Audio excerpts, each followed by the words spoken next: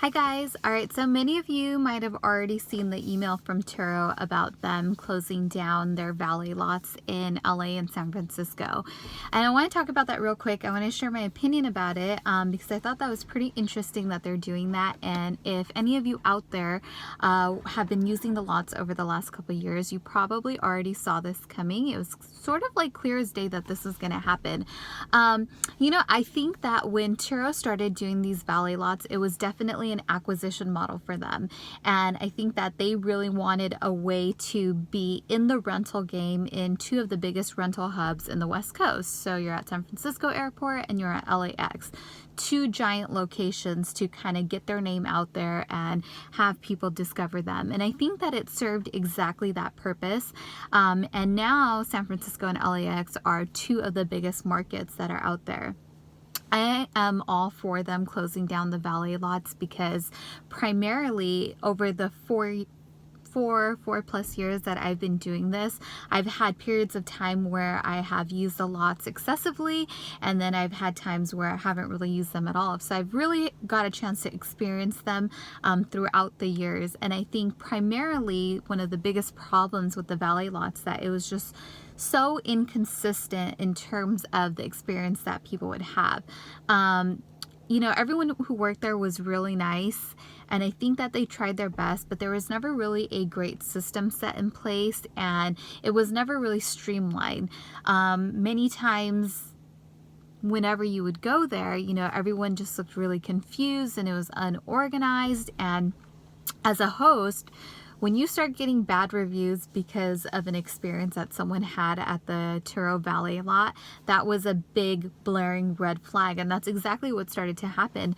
When I would use the lot, I started to get reviews from people saying specifically like, oh, this rating is not due to the host's car, but it's because, I was at the Turo lot and, I had to wait 3 hours, or, just the service wasn't great. They weren't there to help. So it was just a real service issue.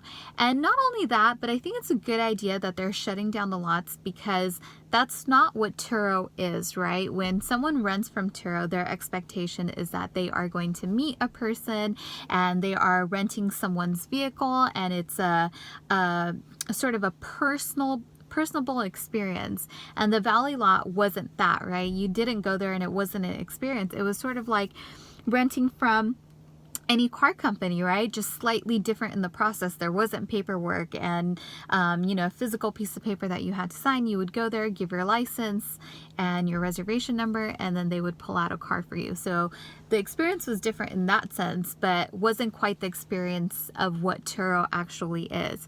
So I think it's great. This was a loss leader for them. And what happened at the LAX lot recently, or at some point this year, is they, I think, tried to expand it because the main lot that they had was starting to get really busy, and it was really difficult to have enough room to park all the cars and service everybody, and it was getting really chaotic.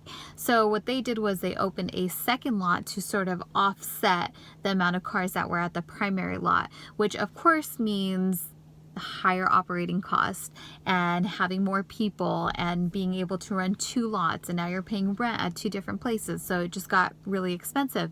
Then shortly after that is when they made the announcement that they were increasing the fee from $25 to $40. Now I know at that point in time when they did the increase in the fees, a lot of hosts stopped using the lot, including myself. As soon as they increased the fees, I totally pulled all my cars from the lot. I honored the last few reservations that I had left that were booked far in advance, and I did those reservations, and I had to pay the higher fee. I wasn't even grandfathered into the original fee at which rate those reservations were booked at. But I think at that point in time, a lot of people pulled their cars from the lot because it kind of made it not worth it, right? And so I think that was the point at which they probably tried to see if the lots could be a profit center versus just an acquisition tool where they're spending money to bring on new users for the platform. And I think that didn't pan out well. It's just too expensive to have employees and to rent space, especially in major cities right next to the airport. So I think it's great that they're shutting down these lots, I think it served its purpose, and as a host, I'm all for Turo taking that money and putting it towards marketing in different avenues like social media and things like that. So I much rather have them put that money there versus having the expense of running valet lots, which is not even consistent with what Turo is supposed to be. So I think that's a good move on their part. I think that they're doing it at the end of next year because that's probably as far out as they have reservations.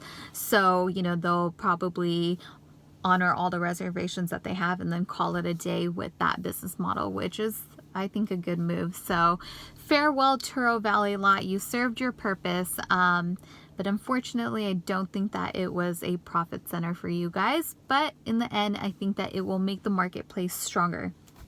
I don't think that's going to be a detriment to the marketplace in any way. Maybe it might be a little bit tough for the people who have been relying on that lot to get their cars out there. So they'll probably take a little bit of a hit right there for those people to find a different avenue of doing this. But I think everything will be okay and it'll pan out well. All right, guys, thanks for watching. Talk to you later. Bye.